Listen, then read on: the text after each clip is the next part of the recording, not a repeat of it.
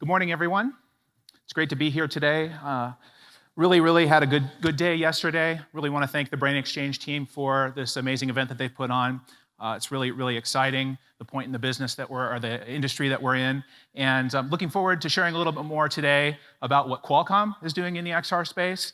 I think some of you may not know who Qualcomm are, so I'm going to start this presentation talking a little bit about and providing a little bit of background on what Qualcomm's doing within XR. And then I'm also going to then move on to the focus of this talk, which is really about how 5G and AI are going to be a catalyst for accelerating the pace of innovation for XR in the enterprise. So really excited to be here today. And so if we look at Qualcomm's role historically in mobile, we spent the last 30 years inventing breakthrough technologies that have transformed how the ways that the industry connects, computes, and communicates. And so we've invested over $50 billion cumulative in R&D over the years, and we've put unprecedented compute in our pockets. So we build the chips that go into mobile phones that have really redefined mobile computing. We built the industry's first and shipped the industry's first Android phone. We broke the 1 gigahertz barrier in the first smartphone in 2011. So we've really been investing in mobile technologies, investing in wireless for many years. And we've also played a significant role in making mobile the largest technology platform in human history. So to give you an example, from 2018 to 2022, the industry is going to ship about 8 billion phones. So this is just a massive platform, and it's a tremendous opportunity for application ecosystem and developers to build on that, as you've seen. So now we're taking this innovation to virtually every other industry, from automotive to IoT, to enterprise, and of course, XR, which I'm here to talk about today. So if we look back on the history, about every 10 years, mobile goes through a major transformation, a major evolution. And so, if we look at, back up one. We led the mobile industry into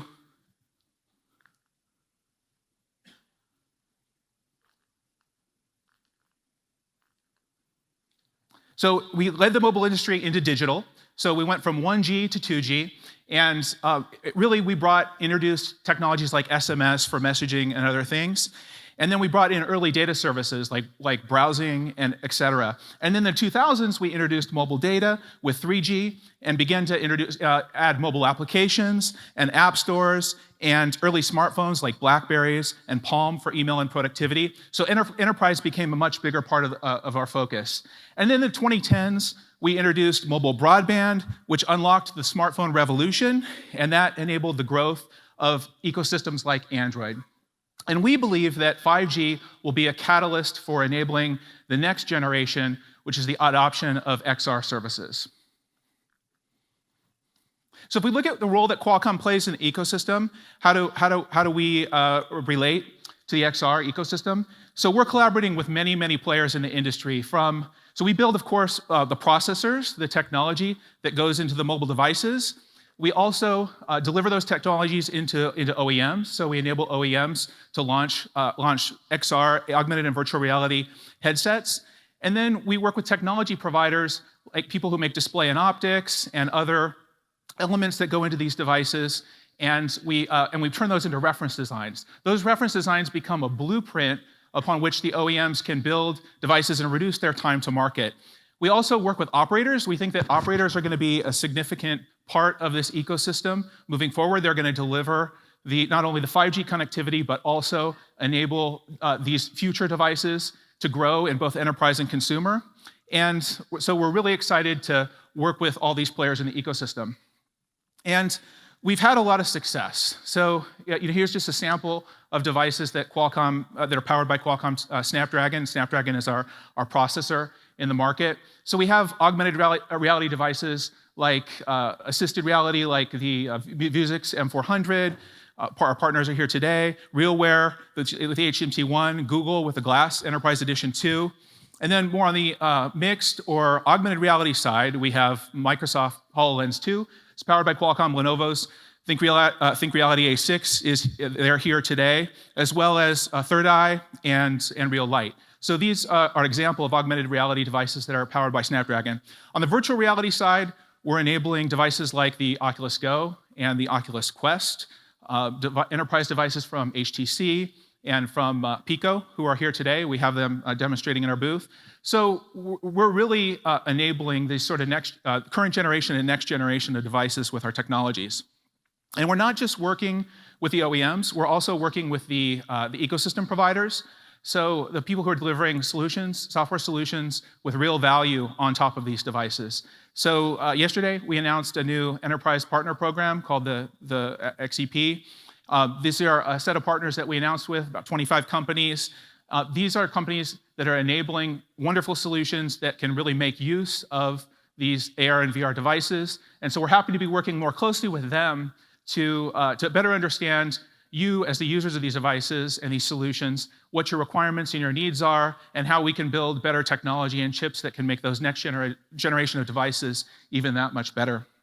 So we have a booth here today, and I just wanted to touch on a few projects we're showcasing there. So one is a company called Zero Light, and Zero Light have a virtual showroom for the automotive industry. So you can go and you can put VR on, and you can walk through a Cadillac car. You can customize that car and see what it would look like if you were to purchase it. And the interesting thing here is we're using what's called a remote rendering to power that solution from the PC and wirelessly transmit it to a Pico VR HMD. So we can get PC resolution, but we can stream that over 60 gigahertz wireless to the HMD. So now you can be completely untethered with that. So it's pretty amazing. We're also working with Arvisio. Arvisio are doing life-size sort of visualizations, 3D models, CAD models, and point clouds that they bring into mixed reality environment. They're demonstrating this in real glasses, which are these lightweight 88-gram tethered to a smartphone, a 5G smartphone. And so I encourage you to go take a look at that. And then we're also working with Accenture and Cognitive 3D. We're showcasing a project we did together around retail virtual reality merchandising. So imagine putting someone in virtual reality and then walking them through a simulated store, and then using eye tracking in the HMD to track where they're looking, how long they're looking at things in that store, and using that data and analytics to better understand buying behavior. And so we did a project together with these companies and Kellogg's, and so we're showcasing a little bit of that project in the booth. So please come by and take a look. So now I want to talk about these three technologies: 5G, XR, and AI, and why we believe they're so important. We think that these technologies together are going to change the world. They're going to change how we consumers experience entertainment, how we shop, how we game, how we travel. And they're also going to change how we do enterprise, our enterprise businesses, from remote assistance to guided work instruction, to training, in training, logistics, manufacturing, many industries that you're working in today, many different segments. We think that these technologies are going to come together, and there's going to be a convergence, and in current generation and next generation devices, it's going to become much more important. So let's start with 5G and talk a little bit about that. So 5G is really a uniform connectivity fabric that enables a next generation of innovation. It's a wireless technology, and I'll go into more detail on it. But it can scale. It's designed to meet an extreme set of requirements. So not only is it faster and does it provide lower latency, but it can enable mission-critical services on top of it. You really can have a really high quality of service on that network. So we'll be able to start to rely much more heavily on these technologies. And it will support more than just macro public networks from your operator. It'll support private networks in the enterprise, and I'll talk a little bit more about that. And so we're really just building on the strong foundation we had in 4G, expanding that to include a whole new set of capabilities with 5G, which I'll talk about. And 5G is here. So it's important to note that 2019 is the year of 5G. And we're, if we take a look at around the world, in the United States, Verizon has launched in 10 cities with 5G, Sprint's in 9 cities, T-Mobile. 6 cities. I was just in Europe last week. BTEE was the first to launch in the UK. They're live in 6 cities. Deutsche Telekom launched last week in 5 cities. Vodafone, Swisscom, Telecom Italia, they're all live in Europe. In China, we have China Mobile. Launched in Korea, we have SKT, all 3 operators, SKT, KT, LGU Plus. In Japan, they're preparing their 5G launches for the Olympic Games. In Australia, Telstra have launched. So 5G networks are being deployed today. And they're being deployed much faster than previous generations. So it's happening much faster than 4G. So if we take a look at the two, when 4G launched, we had 4 operators and 3 OEMs that were deploying 4G technology at the time. Today, with 5G, we have 20 OEMs and 20 plus operators. So there's just this tremendous momentum happening with the technology. So what does the technology 5G enable? So it enables a number of benefits. One is enhanced mobile broadband. This is essentially providing more bandwidth, more throughput, 10 times more throughput, and 10 times lower latency. So both throughput and latency are extremely important for 5G, for XR.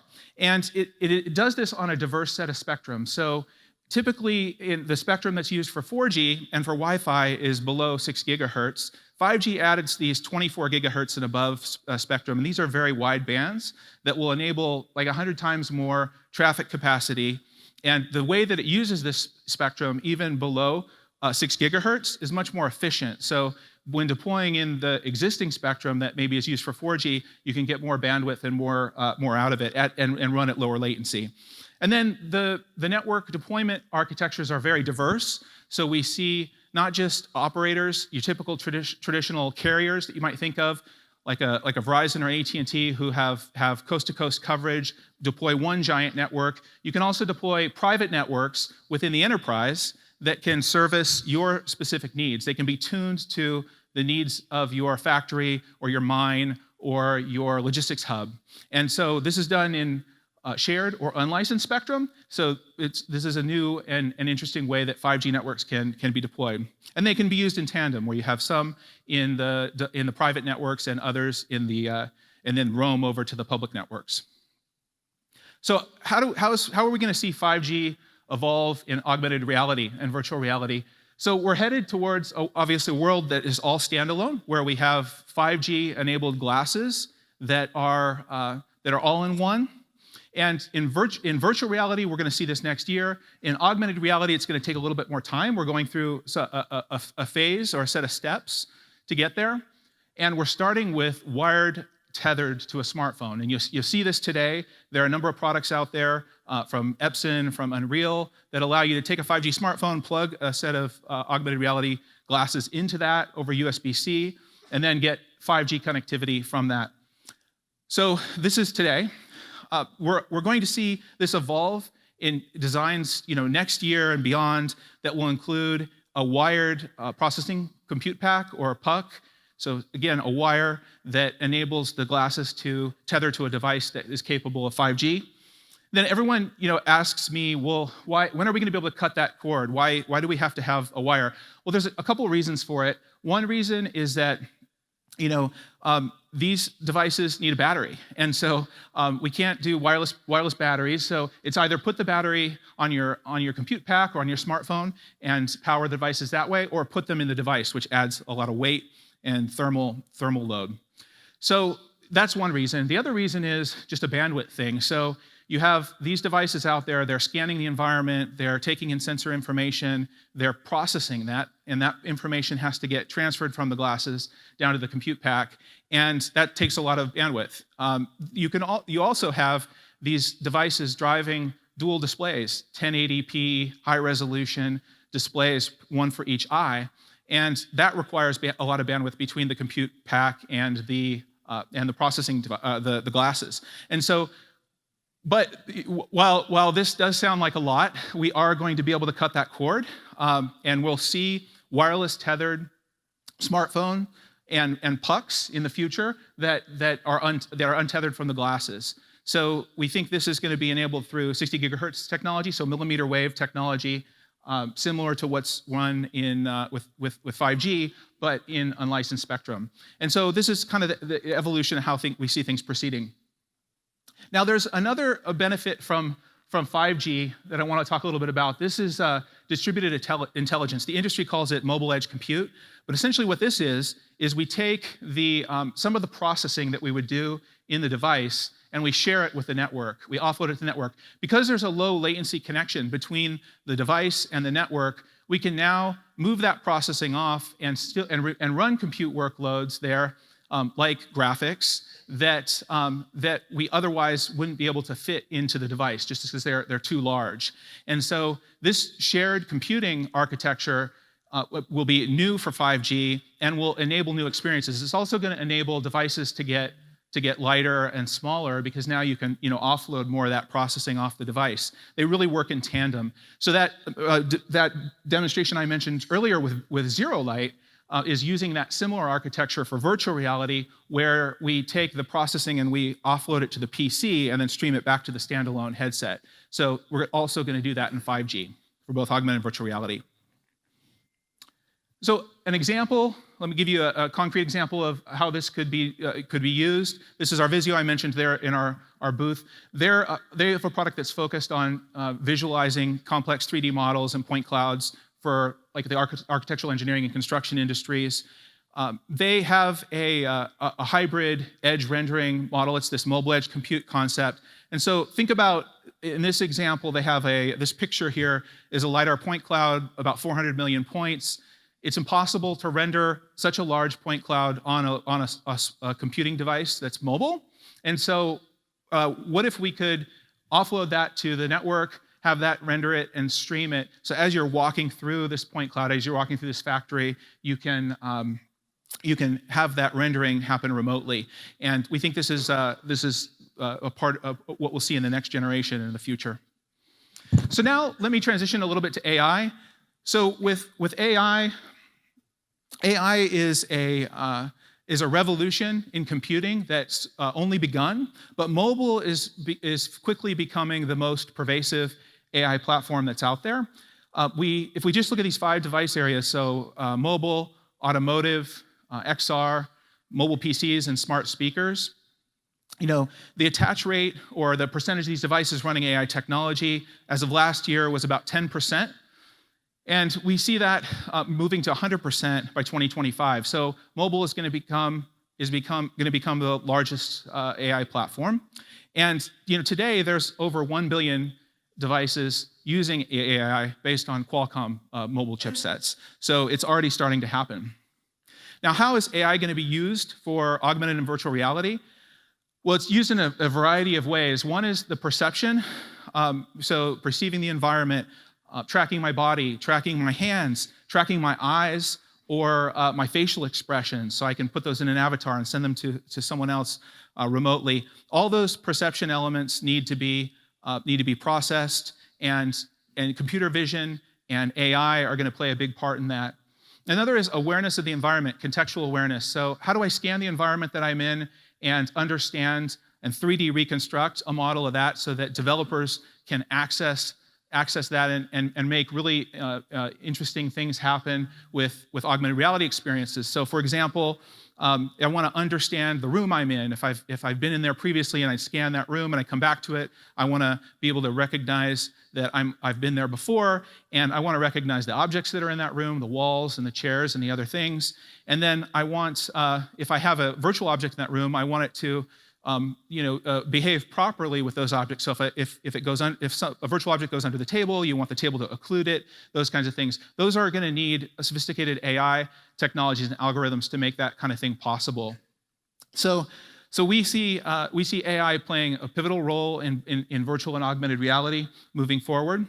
Now let me give you an example of how this is being used, or how this could be used rather, in an enterprise environment, how these 3 technologies could come together. So take remote mentor or guided work instruction. This is a critical use case. It's one that's being deployed widely today, and it's driving a big part of the industry right now. And how will that change with advances in XR, AI, and 5G? So here you see an employee with a virtual tablet, augmented reality glasses, who's troubleshooting, let's say, a discrete manufacturing robot connected to a private 5G network. Glasses are connected, of course, to 5G as well. And you see here an avatar representing an AI-powered mentor. So it's not a remote mentor, it's an AI-powered mentor. And walking that person through a troubleshooting activity. And that AI mentor can get real-time feedback over the network from the device. So we're combining IoT together with AI and XR and 5G. And they can understand what the employee is doing. They can understand the task and provide the guidance necessary, all while monitoring safety for the employee with the robot. So this is sort of a next generation of work instruction. Let's look at another example of how this could be envisioned.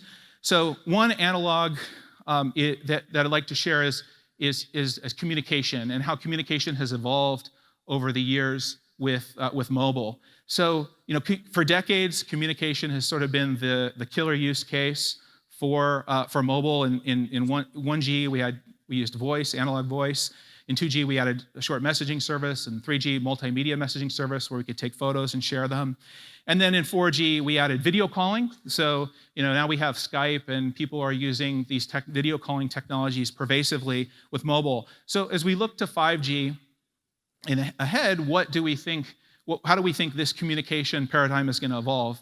And with the decreased latency and increased bandwidth, we think that one key use case will be holographic telepresence. So this ability to bring people together remotely, bring teams together, and allow them to collaborate in much more sophisticated ways than they can with today's conference calling technology. And so here's an example of that. We have 5G, AI, and spatial compute coming together. You see colleagues here, they're collaborating in an office, they're reviewing a 3D holographic design with their glasses, and you see in here the avatars of remote colleagues who are participating in this session from a remote location. And we think this use case is, can be handled without any external cameras. Just the cameras and the sensing that's happening from the glasses can enable this kind of experience. It's capturing the environment. It's capturing your hands, your eye movements, your facial expressions. It's capturing your voice and obviously transmitting that to remote, but it's using spatial audio. So if someone moves behind you, you hear the virtual person moves behind you, you hear them behind you, and it understands your location in the room and sends all this data to others remotely using 5G. So in order to illustrate this, I'm going to show just a quick video example of this use case.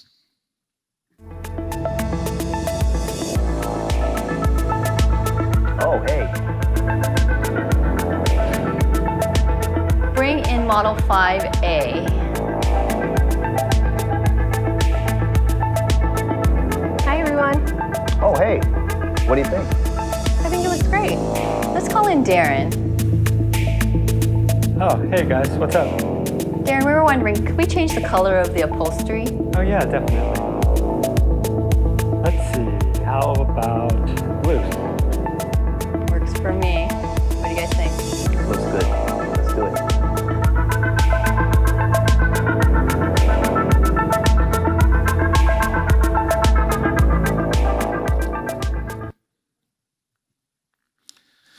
All right, so to summarize, just want to wrap up here. We think that 5G is here. I want you to know that 5G is here. It's ready for the enterprise today. With technologies like distributed intelligence, we're going to see the glasses be able to offload more of their workload to the network, and this is going to be really exciting as we introduce AI and other technology to introduce new use cases like holographic telepresence that are going to really enhance our productivity and our ability to do great things in the future. So thank you. The future's here, and we're really excited to be building it together with y'all. Thanks.